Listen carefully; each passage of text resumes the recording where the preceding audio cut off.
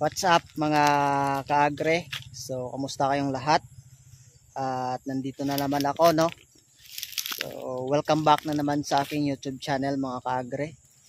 At ito nga, yung aking ginagawa dito ay natapos ko na, no?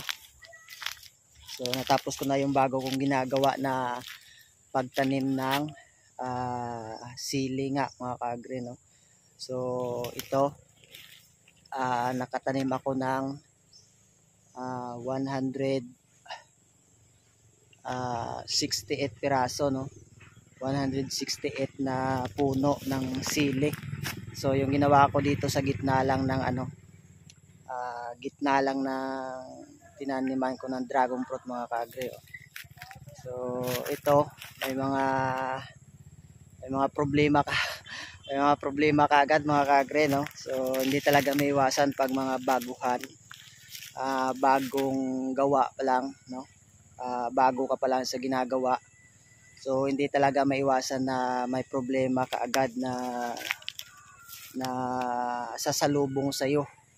So ito, kaya nga nag-a-update ako sa inyo kasi nga yung ginagawa ko ay may failure talaga mga kaagre, no? So yung una kong ginawa dito mga kaagre ay ito nga yung linagyan ko ng stick, no? Linagyan ko ng stick sa palibot, itong malalaki na stick na to para pangharang, no? Pangharang sa manok kasi nagawi nga yung manok ko dito. So hinuhukay nila yung yung tinataniman ko doon sa ilalim. May kasi yan, may compost at saka kukupit. So hinuhukay nila, no? So pagkatapos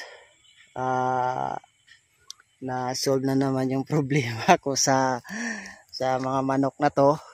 So yung kalaban ko na naman ay mga palaka na naman mga kaagre, no?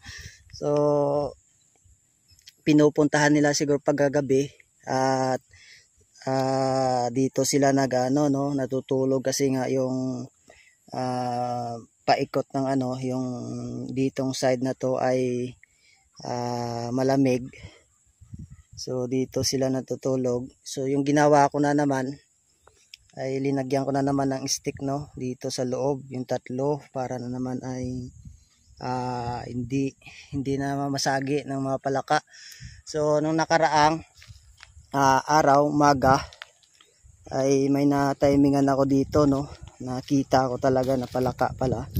So bago ko na lagyan ng mga stick na yan, yung maliliit na stick na yan, ay meron na akong mga na-damage na meron na akong na-damage na mga sili na napuputol kasi nga yung sa pagdilig ko ay malamig dito. So dito sila natutulog, hinuhukay-hukay ng palaka, kaya napuputol tong mga sili na to, no? So ganyan talaga pag sa umpisa pa lang, may mga experience talaga tayo na dapat malaman, no? So ito, nakatanim na ako dito, no, ng 186 na puno ng sili. So ito muna ay konting experience muna kung ano yung mga dapat ginagawa sa pagtatanim ng sili na to, no, yung siling haba. So pag maganda yung resulta nito mga kaagre, ay siguro tataniman ko lahat to, yung mga sa ilalim ng mga dragon fruit na to. At dito sa gitna, pwede pa ditong magtanim rin. Sa mga 3 linya siguro ay kasya pa dito. So sayang din naman kasi yung space mga kaagre pag walang tanim, no? So sayang yung linis, maintenance, no? Sayang yung pag-maintenance ng damo. Linis ka ng linis na wala namang tanim. So habang nag-aantay ng dragon fruit, no, so matagal-tagal pa to. Siguro abutin pa ng 1 taon, 2 taon. o hindi naman 2 taon siguro bago mamunga, no. So habang inaantay ay ilalagay muna ako dito ng project, no, na pwede pang mapagkakitaan. So ito yung sample ko muna. So isang pack lang muna yung binili kong pangtanim, yung seedling ng siling haba na to. So ito, kung maganda ay itataniman ko to lahat mga kaagre, no, itong sa ilalim ng sa ilalim ng dragon fruit, para hindi naman sayang yung paghihirap mo sa paglilinis dito sa mga walang tanim. So kailangan talaga i-maintenance sa paglilinis to pag ganitong malapit na yung tag-ulan, no. So yung ginawa ko rito, mga kagre, nung nakaraan kasi yung una kong tanim na sili dito ay hindi ko tinakpan, no, kasi nga hindi na umuulan sa ngayon. So sa tanghali ay sobrang init.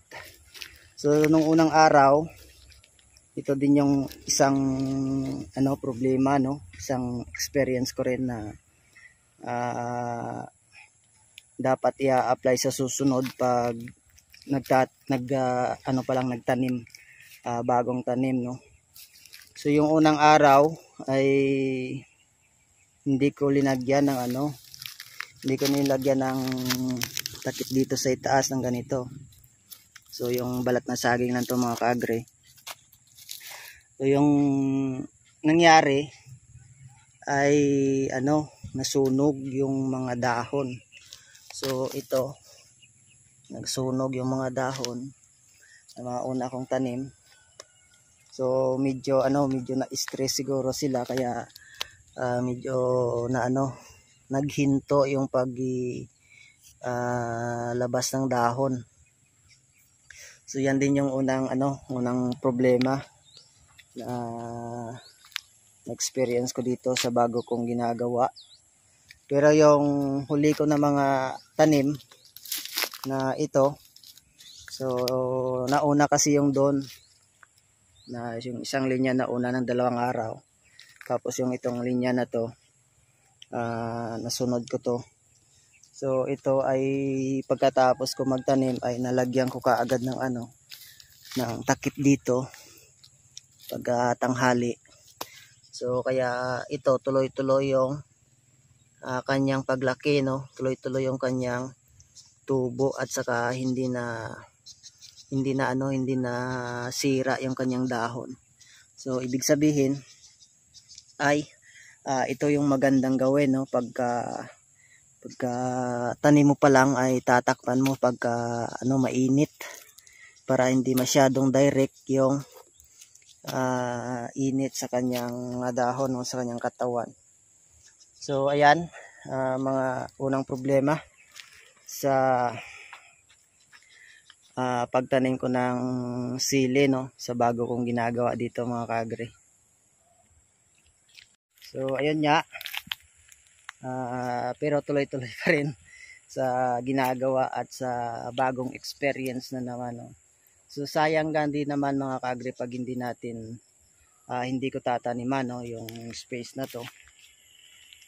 Sa paglilinis pa lang, ilang araw bago matapos ito, no. So hindi ka naman maka-spray ng mga sa herbicide kasi nga may mga tanim na.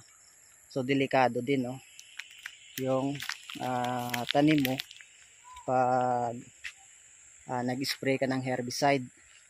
So at saka pala, yung tanim ko na pakwan dito ay medyo malagaw na mga kaagre.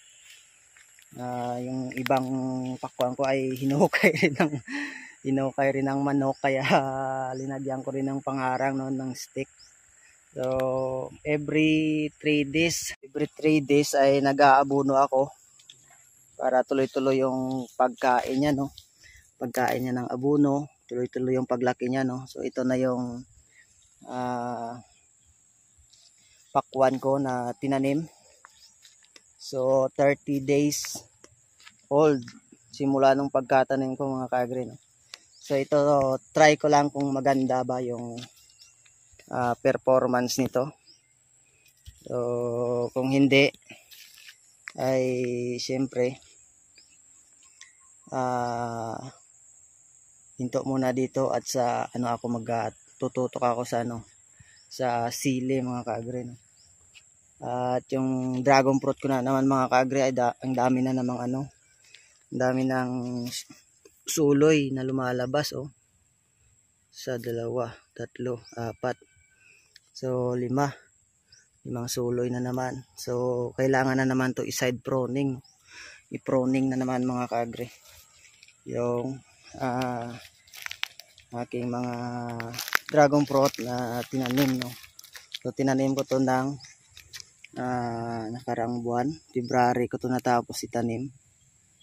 So isang buwan ay natubo na, mga kaagri. Ang ganda na ng mga lumalabas na lumalabas na mga suloy, no, mga sanga. So ayan nga, mga kaagri, update ko lang kayo, no, sa aking ginagawa dito na bago na naman. Sana ay sana ay maganda yung kalalabasan nito, no.